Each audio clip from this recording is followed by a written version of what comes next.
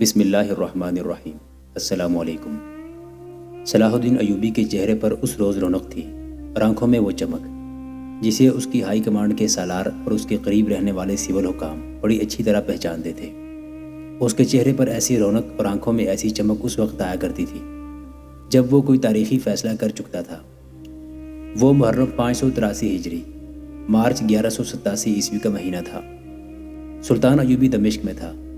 وہ ان تمام مسلمان عمراء، حکمرانوں اور قلعے داروں کو اپنا مطیع اور اتحادی بنا چکا تھا جو صلیبیوں کے دوست بن کر اس کے خلاف محاذ آرا ہو گئے تھے۔ ان میں سب سے زیادہ اہم حلب اور موصل کے والی عز الدین اور عماد الدین تھے۔ انہوں نے برسوں پر پھیلی ہوئی خانہ جنگی کے بعد سلطان ایوبی کے آگے ہتھیار ڈال دیے تھے۔ ان کی فوجیں سلطان ایوبی کی مشترکہ کمان کے تحت آ گئی تھیں۔ وہ دمشق اس وقت گیا تھا جب اس نے یہ عہد پورا کر لیا تھا کہ فلسطین کی طرف پیش قدمی سے پہلے ایمان فروشوں کو گھٹنوں بٹھاؤں گا تاکہ ان میں سے کوئی بھی اس کے اور قبلہ اول کے درمیان حائل نہ ہو سکے۔ ان غداروں کو بزور شمشیر راہ راست پر لا کر سلطان ایوبی نے اپنی زبان سے یہ نہیں کہا تھا کہ فاتح ہوں۔ وہ کہا کرتا تھا کہ اسلام کی تاریخ کا یہ باب بڑا ہی شرمناک ہوگا جس میں یہ واقعات بیان کیے جائیں گے۔ یہ صلاح الدین ایوبی کا دور سیاہ دور تھا جب صلیبی بیت المقدس پر قابض تھے اور مسلمان آپس میں لڑ رہے تھے۔ البتہ وہ ضرور کہا کرتا تھا کہ غداروں کو اپنا اتحادی بنا کر ہم نے صلیبیوں کے عزائم تباہ کر دیے ہیں۔ اس روز دمشق میں اس نے اپنے ہائی کمانڈ کے سالاروں، مشیروں اور فوج سے تعلق رکھنے والے غیر فوجی حکام کو کانفرنس کے لیے بلایا تو سب نے سلطان کے چہرے پر مخصوص رونق اور آنکھوں میں وہ چمک دیکھی جو کبھی کبھی دیکھنے میں آیا کرتی تھی۔ سب سمجھ گئے کہ ان کے سلطان نے اپنی منزل کو روانہ ہونے کا فیصلہ کر لیا ہے۔ اس میں کسی کو شک نہ تھا کہ اس کی منزل بیت المقدس ہے۔ اب انہیں اس کی زبان سے یہ سننا تھا کہ کس روز اور کس وقت کوچ ہوگا اور کوچ کس ترتیب سے ہوگا اور راستہ کون سا ہوگا۔ میرے دوستو، میرے رفیقوں، سلطان صلاح الدین ایوبی ٹھہری ہوئی آواز میں ان سے مخاطب ہوا۔ آپ سب یقیناً میری تائید کریں گے کہ ہم بیت المقدس کی طرف پیش قدمی کے لیے تیار ہیں۔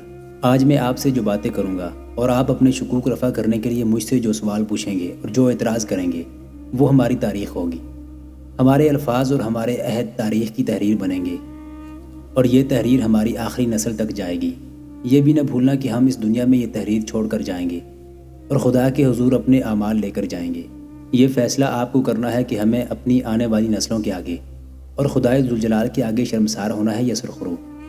فتح کی ضمانت ہم میں سے کوئی بھی نہیں دے سکتا، مگر ہم سب یہ عہد کر سکتے ہیں کہ ہم لڑیں گے، مریں گے، واپس نہیں آئیں گے۔ سلطان ایوبی نے سب کو دیکھا، اس کی نگاہیں سب پر گھومی، اس کے ہونٹوں پر مسکراہٹ آ گئی۔ اس نے کہا، میں تمہیں خوش فہمیوں میں مبتلا نہیں کروں گا، لیکن آپ میں سے کسی کے دل میں یہ ڈر ہو کہ صلیبیوں کے پاس جتنی فوج ہے ہم اس سے آدھی فوج تیار کر سکے ہیں اور ہم اتنی دور لڑنے جا رہے ہیں۔ میں آپ کو یاد دلانا چاہتا ہوں کہ ہم ہمیشہ تھوڑی سی کم نہیں بلکہ بہت کم تعداد سے کئی گنا زیادہ دشمن سے لڑے اور فتح پائی ہے۔ جنگ تعداد سے نہیں، جذبے اور عقل سے لڑی جاتی ہے۔ ایمان مضبوط ہو تو بازو، تلواریں اور دل بھی مضبوط ہو جاتے ہیں۔ ہمارے پاس ایمان کی کمی نہیں، عقل کی بھی کمی نہیں۔ اپنے ایمان کو مضبوط رکھیں اور عقل کو استعمال کریں۔ ہم میں کوئی ایک بھی نہیں جو اپنی اور دشمن کی فوجی طاقت کا موازنہ کر رہا ہو۔ چھاپا ماروں کے سالار سارم مصری نے اٹھ کر کہا اور اپنے ساتھیوں پر نظریں دوڑائیں۔ ہر ایک نے اس کی تائید کی۔ سارم مصری نے کہا، البتہ یہ دیکھنا ضروری ہے کہ ہم بیت المقدس تک کس طرف سے اور کس انداز سے پہنچیں گے۔ احتیاط لازمی ہے۔ ہم تکبر سے گریز اور حقیقت کو تسلیم کریں گے۔ میں نے آپ کو یہی بتانے کے لیے بلایا ہے، سلطان ایوبی نے کہا۔ میں نے پیش قدمی کا اور جنگ کا منصوبہ آپ کے مشوروں سے تیار کیا ہے اور میں نے کئی راتوں کی سوچ کے بعد فیصلہ کیا ہے کہ ہماری پہلی منزل حطین ہوگی۔ آپ سب حطین کی جنگی اہمیت سے آگاہ ہیں۔ وہاں مجھے وہ زمین مل جائے گی جہاں میں صلیبیوں کو لڑانا چاہتا ہوں۔ جنگ کا یہ اصول جو میں آپ کو پہلے بھی کئی بار بتا چکا ہوں، اپنے ذہن پر نقش کر لو کہ جنگ میں آپ کی بہترین دوست وہ زمین ہے جس پر آپ دشمن کو لا کر لڑاتے ہیں۔ زمین ایسی منتخب کرو جو آپ کو فائدے اور دشمن کو نقصان دے۔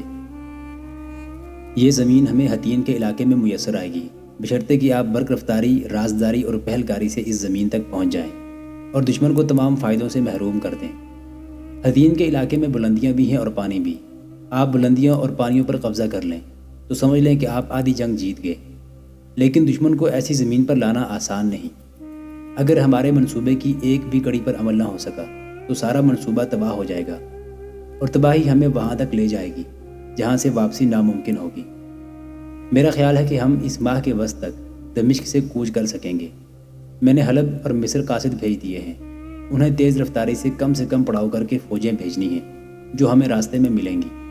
ہمیں اپنی تمام فوجوں کو ایک جگہ جمع کرنا ہے، باہر سے آنے والی فوج اور یہاں کی فوج کو ملا کر، اور ان کے سالاروں کو مکمل منصوبہ بتا کر فوجوں کی تقسیم کرنی ہے۔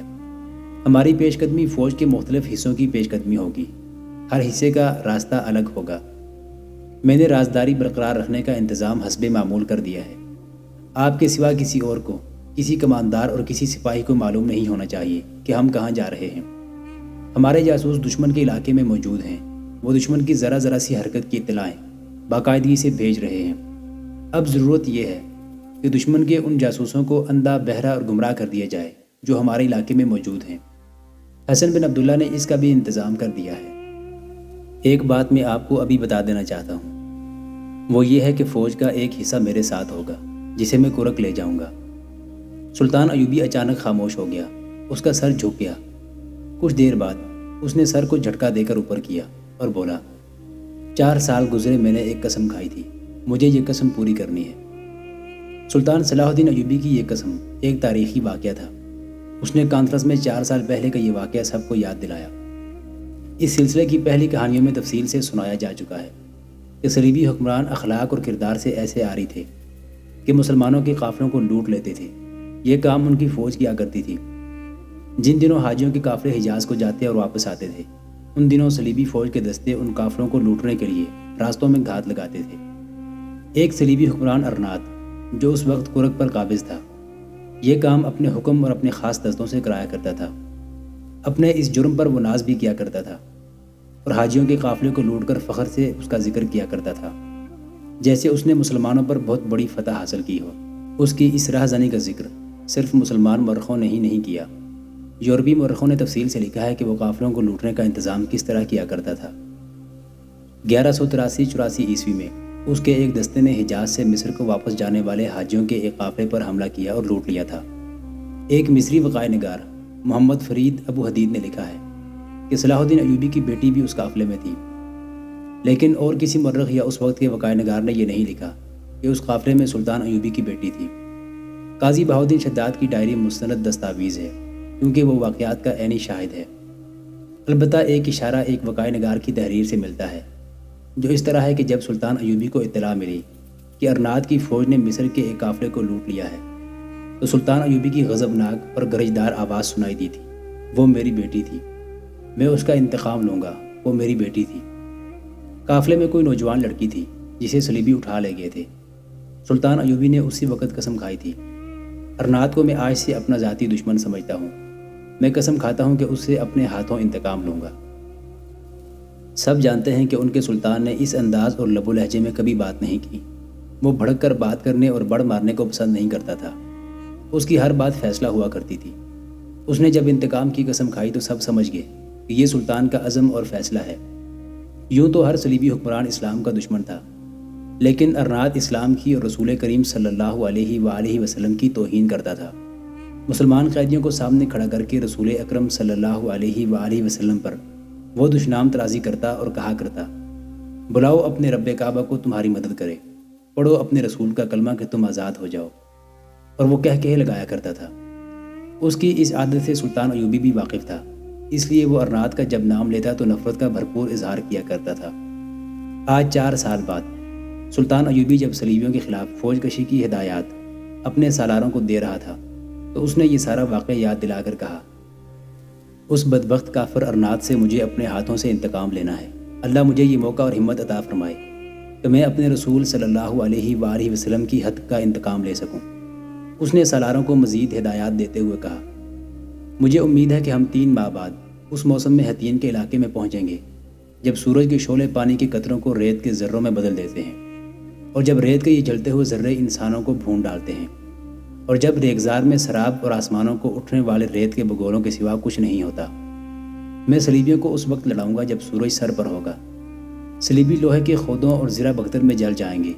لوہے کا جو لباس وہ تیروں، تلواروں اور برچھوں سے بچنے کے لیے پہنتے ہیں، وہ ہر صلیبی کا اپنا اپنا جہنم بن جائے گا۔ مورخوں اور جنگ کے یورپی ماہرین اور مبصروں نے سلطان ایوبی کے اس اقدام کی تعریف کی ہے۔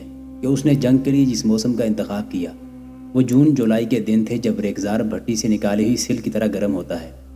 صلیبی فوجی آہنی چادروں کے لباس میں محفوظ ہوتے تھے۔ ان کے نائٹ سر سے پاؤں تک زرہ بختر میں ملبوس ہوتے تھے۔ تیر اور تلوار کا ان پر کچھ اثر نہیں ہوتا تھا، مگر سلطان ایوبی نے لوہے کا یہ لباس ان کی بہت بڑی کمزوری بنا دیا تھا۔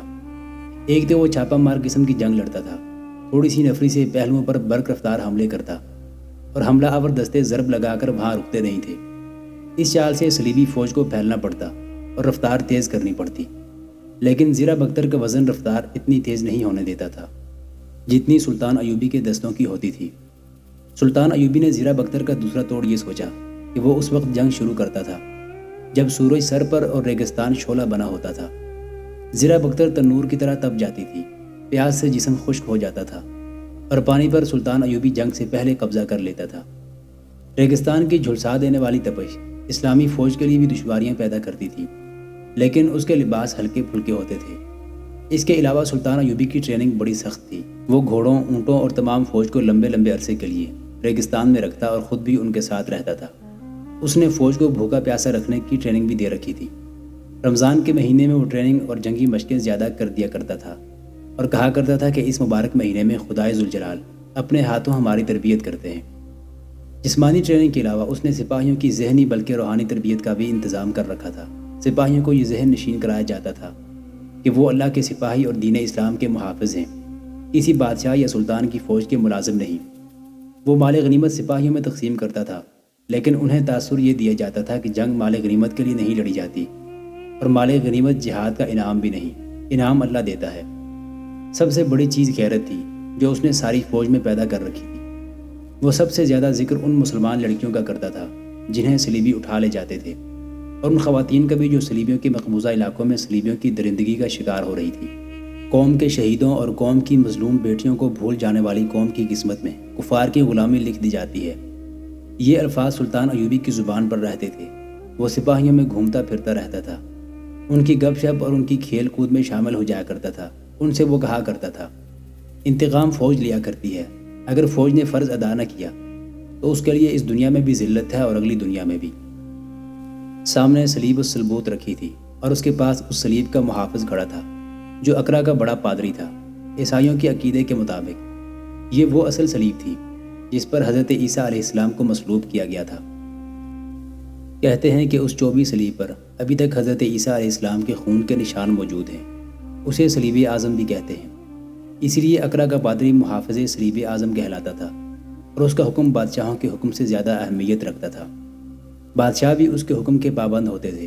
عیسائیوں اور یہودی لڑکیوں کو اسی کی اجازت سے مسلمانوں کے علاقوں میں جاسوسی، کردار کشی اور نظریاتی تخریب کاری کے لیے بھیجا جاتا تھا۔ جو لڑکی اس کام کی ٹریننگ مکمل کر کے باہر بھیجی جاتی اسے صلیب کا محافظ اعظم اپنی دعاؤں کے ساتھ رخصت کیا کرتا تھا۔ ان لڑکیوں سے صلیب الصلبوت پر ہاتھ رکھوا کر وفاداری کا اور صلیب کو دھوکہ نہ دینے کا حلف لیا جاتا تھا۔ ایسا ہی حلف صلیبی فوج کے ہر افسر اور ہر سپاہی سے بھی لیا جاتا تھا۔ اس کے بعد ایسی ہی ایک چھوٹی سی صلیب اس کے گلے میں لٹکا دی جاتی تھی۔ ناصرہ کے مقام پر صلیبی حکمران جمع تھے، ان میں Guy of Lusignan, Raymond of Tripoli, grand master Gerard, Mount Ferrat, Humphrey of Toron, Amalric اور شہزادہ ارنات آف قرق قابل ذکر ہیں، اور وہاں اقرا کا پادری محافظ صلیب اعظم بھی موجود تھا۔ ان گلی جو شامیانے اور کناتیں لگائی گئی تھی وہ کپڑوں کا ایک خوشنما محل تھا۔ محل کی طرح اس کے کمرے، برآمدے اور غلام گردشیں تھیں۔ رنگا رنگ روشنی والے فانوسوں کی روشنی نے اسے مرمر اور خارا محلات سے زیادہ حسین بنا رکھا تھا۔ اس کے ارد گرد رہائشی شامیانوں اور کناتوں کے کمرے تھے، اور ان کے ارد گرد صلیبی نائٹوں کے خیمے اور ان کی فوج کے منتخب دستے خیمہ زن تھے۔ شراب کے مٹکوں کے ساتھ ان حسین اور دلکش لڑکیوں کی کچھ تعداد بھی موجود تھی جن کا طلسماتی حسن اور شوخیاں بھائی کو بھائی اور باپ کو بیٹے کا دشمن بنا دیتی تھی۔ ایک شامیانے تلے جس پر پختہ محل کے کمرے کا گمان ہوتا تھا، صلیب الصلبوت رکھی ہوئی تھی اور اس کے پاس اقرا کا پادری کھڑا تھا۔ اس کے سامنے صلیبی حکمران اور ان کے جرنیل اور منتخب نائٹ بیٹھے تھے۔ سب کو معلوم تھا کہ یہ ایک تاریخی اجتماع ہے اور تاریخ کا ایک نیا باب لکھا جانے لگا ہے۔ اس باب کا عنوان تھا، صلاح الدین ایوبی کو ہمیشہ کے لیے ختم کر دو۔ صلیب کے محافظوں، اقرا کے پادری نے کہا، یہ ہے وہ صلیب جس پر تم سب نے ہاتھ رکھ کر حلف اٹھایا تھا۔ آج یہ سلیب تمہارے سامنے اس لیے اقرا سے لا کر رکھی گئی ہے کہ اس کے ساتھ تم نے جو عہد کیا تھا وہ تمہارے دلوں میں تازہ ہو جائے۔ اب تمہیں ایک خون ریز اور فیصلہ کن جنگ کے لیے تیار ہونا ہے۔ یہ جنگ تمہیں لڑنی ہے۔ تم سب جنگجو ہو، جرنیل ہو، تمہاری عمر میدان جنگ میں گزر گئی ہے۔ میں اس میدان کا آدمی نہیں ہوں، میں تمہارے مذہب کا پیشوا ہوں۔ میں تمہیں یہ بتانے آیا ہوں کہ صلاح الدین ایوبی کو شکست دے کر دنیائے عرب پر صلیب کی حکمرانی قائم کرنی ہے۔ یروشلم تو ہے ہی ہمارا، یہ مت بھولو کہ مکہ اور مدینہ پر بھی قبضہ کرنا ہے، اور اس مقدس صلیب کو مسلمانوں کی خانہ کعبہ کے اوپر رکھنا اور اسے یسوع مسیح کی عبادت گاہ بنانا ہے۔ یاد رکھو کہ تم مدینہ سے 3 میل دور تک پہنچ گئے تھے، مگر مسلمانوں نے تمہیں اس سے آگے نہ بڑھنے دیا۔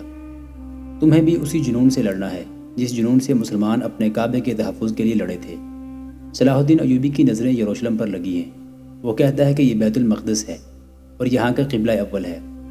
اگر اس سے یروشلم کو بچانا چاہتے ہو تو نظریں مکہ پر رکھو۔ ذہن میں یہ یاد رکھو کہ ہماری جنگ صلاح الدین ایوبی سے نہیں، یہ صلیب اور اسلام کی جنگ ہے۔ یہ 2 مذہبوں کی، 2 عقیدوں کی جنگ ہے۔ یہ جنگ ہم نہ جیت سکے تو ہماری اگلی نسل لڑے گی۔ وہ اسلام کا خاتمہ نہ کر سکی تو اس سے اگلی نسل لڑے گی، تاکہ دونوں میں سے ایک مذہب ختم ہو جائے گا، خاتمہ اسلام کا ہوگا اور ساری دنیا پر صلیب کی حکمرانی ہوگی۔ ہم نے مسلمانوں کو شکست دینے کے لیے دوسرے طریقے بھی اختیار کیے ہیں، لیکن وہ کامیاب نہیں ہو سکے۔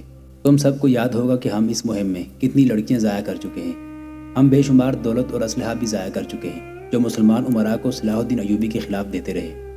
ہم نے ان لڑکیوں اور زر و جواہرات سے یہ حاصل کیا ہے کہ مسلمانوں میں شراب اور عیاشی کی عادت پیدا کر دی ہے۔ اسی کا نتیجہ تھا کہ ہم 6-7 سال انہیں آپس میں لڑاتے رہے۔ ان کی اس خانہ جنگی سے ہم نے یہ فائدہ ضرور اٹھایا ہے کہ مسلمانوں کی جنگی قوت خاصی حد تک ضائع کر دی ہے، اور سلطان ایوبی کے بہترین اور تجربہ کار سپاہی اور ان کے کمانڈر خانہ جنگی میں مروا دیے ہیں۔ اس خانہ جنگی سے ہم نے یہ فائدہ بھی اٹھایا ہے کہ 7-8 سال صلاح الدین ایوبی کو اس کے اپنے علاقوں سے باہر نہیں نکلنے دیا۔ اس عرصے میں ہم نے جنگی تیاریاں مکمل کر لی اور یروشلم کا دفاع اتنا مضبوط کر لیا ہے کہ صلاح الدین ایوبی کے لیے ان راستوں تک پہنچنا جو یروشلم کو جاتے ہیں ناممکن ہو گیا ہے۔ مگر اس نے وہ کیفیت پھر حاصل کر لی ہے جو ان کی خانہ جنگی سے پہلے تھی۔ حلب اور موصل کی فوجیں بھی اسے مل گئی ہیں۔ تمام مسلمان امراء اسی کے حامی ہو گئے ہیں۔ مظفر الدین اور ککبوری جیسے سالار جو اس کے خلاف لڑے اور ہمارے دوست بن گئے تھے اس کے پاس چلے گئے ہیں۔ غداروں کو اس نے اتنا کمزور اور بے بس کر دیا ہے کہ وہ اب ہمارے کسی کام کے نہیں رہے۔ اب کوئی مسلمان حکمران ایسا نہیں رہا جو صلاح الدین ایوبی پر عقب سے حملہ کرے۔ ہم نے حشیشین کو بھی آزما دیکھا ہے، وہ 4-5 قاتلانہ حملوں میں بھی اسے قتل نہیں کر سکے۔ اب اس کے سوا کوئی چارہ کار اور کوئی حل اور راستہ نہیں رہا کہ ہم مل کر سلطان صلاح الدین ایوبی پر یلغار کریں۔ لیکن اپنے جرنیلوں نے یہ مشورہ دیا ہے کہ حملے میں پہل اسے کرنے دیں۔ اس کی مجھے 2 وجوہات بتائی گئی ہیں۔ ایک یہ کہ اپنی فوجوں کو اتنی دور نہیں لے جانا چاہیے کہ رسد کے راستے مسدود اور خطرناک ہو جائیں، اور دوسری وجہ یہ ہے کہ صلاح الدین ایوبی جس طریقے کی جنگ لڑتا ہے اس سے ہمیں اپنی فوج دور دور تک پھیلانی پڑتی ہے۔ اب جبکہ دشمن کے علاقے میں ہمارا کوئی حامی نہیں رہا، اس لیے ہمیں حملے کا خطرہ سوچ سمجھ کر مول لینا چاہیے۔ ہمیں زیادہ انتظار نہیں کرنا پڑے گا۔ جاسوسوں کی اطلاعات کے مطابق صلاح الدین ایوبی یروشلم کی طرف پیش قدمی کا فیصلہ کر چکا ہے۔ یہ تمہیں دیکھنا ہے کہ اس کی پیش قدمی کا راستہ کون سا ہوگا، اور وہ سیدھا یروشلم کی طرف آئے گا یا کیا کرے گا۔ ہمیں یہ حقیقت تسلیم کرنی چاہیے کہ ہم اکیلے اس کے خلاف نہیں لڑ سکتے۔ اب تم متحد ہو گئے ہو۔ صلیب اعظم کو یہاں اٹھا لانے کا مقصد یہ ہے کہ تم سب ایک ہی بار صلیب پر ہاتھ رکھ کر حلف اٹھاؤ کہ تم دشمن کے خلاف یکجان ہو کر لڑو گے، اور ذاتی رنجشوں اور ذاتی مفادات کو نظر انداز کر کے متحدہ مفاد کے لیے لڑو گے، اور یہ مفاد صلیب اعظم اور یسوع مسیح کے عقیدے کا ہوگا، اور تم سب اسلام کے خاتمے کے لیے لڑو گے۔ سب اٹھے، انہوں نے صلیب پر ہاتھ رکھے، اور اقرا کے پادری نے حلف کے جو الفاظ کہے وہ سب نے دہرائے۔ دوسرے دن سب بہت دیر سے جاگے۔ رات جب پادری نے انہیں چھٹی دی تو وہ شراب اور رقص میں مگن ہو گئے۔ وہ اپنی اپنی پسند کی لڑکیاں ساتھ لائے تھے۔ ان کے حسن و جمال، نیم عریاں جسموں، کھلے بکھرے ہوئے ریشمی بالوں، ناز و ادا اور شراب نے اس خطے کو جنت ارضی بنائے رکھا۔ دوسرے دن کا سورج طلوع ہو چکا تھا، مگر صلیبیوں کے اس شاہانہ کیمپ میں نیند نے موت کا سکوت طاری کر رکھا تھا۔ شہزادہ ارنات کے خیمے سے ایک جوان سال لڑکی نکلی۔ بہت ہی خوبصورت اور لمبے قد کی لڑکی تھی۔ اس کا رنگ دلکش تھا اور اس کی آنکھوں میں سحر تھا، لیکن یہ رنگ اور یہ آنکھیں صلیبی یا یہودی لڑکیوں جیسی نہیں تھیں۔ یہ سوڈان، مصر یا دمشق جیسے علاقوں کی پیداوار معلوم ہوتی تھی۔ اس کے حسن کی یہی ضمانت کافی تھی کہ ارناط اسے اپنے ساتھ لایا تھا۔ اسے دیکھ کر ایک بوڑھی خادمہ دوڑتی اس تک پہنچی۔ وہاں جو فوج ان حکمرانوں کے ساتھ گئی تھی اس کی اتنی نفری نہیں تھی جتنی تعداد نوکروں اور نوکرانیوں کی ساتھ تھی۔ اس لڑکی کو ارناط پرنسس لیلی کہا کرتا تھا۔ وہ شکل و صورت اور قد بو سے شہزادی ہی لگتی تھی۔ اس نے خادمہ سے کہا کہ صرف میرے لیے ناشتہ جلدی لاؤ اور بگی تیار کرو، میں اس علاقے کی سیر کو جا رہی ہوں۔ ارناط گہری نیند سویا ہوا تھا، اسے جاگنے کی کوئی جلدی نہیں تھی۔ وہاں تو صرف پادری صبح سویرے جاگا اور عبادت کر کے پھر سو گیا تھا۔ لیلی کے لیے کوئی کام نہیں تھا۔ ناشتہ آنے تک وہ تیار ہو گئی، اور جب ناشتہ کر چکی تھی تو بگی آ چکی تھی۔ یہ 2 گھوڑوں کی خوبصورت بگی تھی۔ کرک سے ارناط کے ساتھ وہ اسی بگی میں آئی تھی۔ بگی میں بیٹھنے سے پہلے اس نے بگی بان سے کہا، یہ علاقہ بہت خوبصورت لگتا ہے، میں سیر کے لیے جانا چاہتی ہوں، تم اس جگہ سے واقف تو نہیں ہوگے؟ اچھی طرح واقف ہوں شہزادی محترمہ، بگی بان نے جواب دیا۔ اگر آپ سیر کے لیے جانا چاہتی ہوں تو میں کمان اور ترکش لیے چلتا ہوں، آپ شکار بھی کھیل سکتی ہیں۔ یہاں ہرن زیادہ تو نہیں لیکن کہیں نظر آ جاتے ہیں، خرگوش عام ہیں، پرندے ہیں۔ لیلی نے مسکرا کر کہا، کیا تم مجھے تیر انداز سمجھتے ہو؟ جاؤ لے آؤ۔ کوئی مشکل نہیں، بگی بان نے کہا، آپ لڑائی پر تو نہیں جا رہی؟ شکار پر چلایا ہوا تیر خطا ہو گیا تو کیا ہو جائے گا؟ وہ دوڑتا گیا اور کمان اور ترکش اٹھا لایا۔ بگی خیمگاہ سے بہت دور چلی گئی۔ یہ خطہ سرسبز تھا، درخت بھی خاصے تھے اور اونچی اونچی ٹیکریاں تھیں۔ مارچ اپریل کے دن تھے، بہار کا موسم تھا، اس سے یہ خطہ اور زیادہ خوبصورت ہو گیا تھا۔ بگی آہستہ آہستہ چلی جا رہی تھی۔ ایک جھنڈ کے نیچے لیلی کے کہنے پر بگی رک گئی اور وہ اتری۔ اس کا بگی بان سبیل نام کا عیسائی تھا اور انہی علاقوں کا رہنے والا تھا۔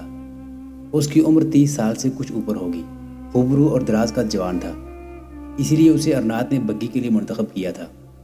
لیلی کو بھی یہ آدمی پسند تھا، زندہ دل اور فرما بردار تھا۔ لیلی جب ارناط کے پاس آئی، اس سے 1 سال بعد سبیل ان کے پاس آیا تھا۔ مسلمانوں کی سرحد کہاں سے شروع ہوتی ہے؟ لیلی نے بگی سے اتر کر پوچھا۔ جہاں تک کسی کی فوج پہنچ کر ڈیرے ڈال دے وہ اس کی سرحد بن جاتی ہے، بگی بان نے جواب دیا۔ میں آپ کو اتنا بتا سکتا ہوں کہ یہاں سے 8-10 میل دور سمندر کی طرح ایک وسیع جھیل ہے جس کا نام گلیلی ہے۔